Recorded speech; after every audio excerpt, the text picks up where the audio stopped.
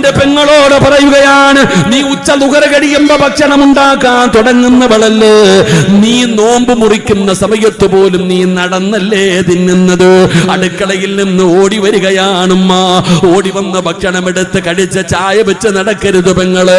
നിനക്ക് ആവശ്യമില്ലേ? നിനക്കാരാവുള്ളത്? നീ പറയുന്നത് നിന്റെ ഭർത്താവ് കേൾക്കാൻ പോലും സമയമില്ലാത്ത മനുഷ്യനല്ലേ?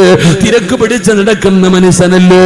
നിന്റെ പാപങ്ങൾ പൊറുക്കണ്ട്, നിന്റെ രോഗങ്ങൾ മാറണ്ട്, നിന്റെ പ്രയാസങ്ങൾ മാറണ്ട്, നിനക്കൊരു നല്ല ജീവിതം വേണ്ട.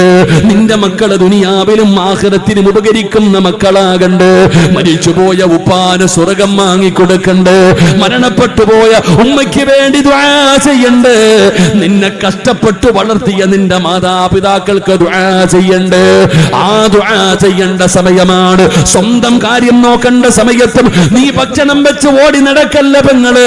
നിങ്ങളിൽ എത്ര പേരാ സഹോദരിമാരെ, നിങ്ങളിൽ എത്ര പേരാ ആ 6:30 മുതൽ നോമ്പ് മുറിക്കുന്ന സമയം വരെ അടങ്ങി ഒന്നിരിക്കുന്നത്? ആ സമയത്ത് നീ അടുക്കളയിലാ, ഭർത്താവ് ഇങ്ങനെ ഇരുന്നുണ്ട്, കൊണ്ടുപോവാ കൊണ്ടുപോവാ കൊണ്ടുപോവാ കൽപ്പന. അദ്ദേഹം ഓർഡർ ഇടും, ചായ വേണം, കടി വേണം. എന്തിനാ പെങ്ങളെ? ഒരു 5:30 6 മണി അല്ലെങ്കിൽ 6:30 മുമ്പ് എല്ലാ പണിയും തീർത്തു ഒന്നുവെടുത്തിട്ട് സ്വന്തം കാര്യം നോക്ക്. നീ പോയിരുന്ന് ദുആ ചെയ്യ്. അൽഹംദുലില്ലാഹ്, ആ സമയത്ത് നീ ദുആയ്ക്ക് ഉത്തരമുണ്ടെന്ന് നബിയുനാ റസൂലുള്ളാഹി സ്വല്ലല്ലാഹു അലൈഹി വസല്ലം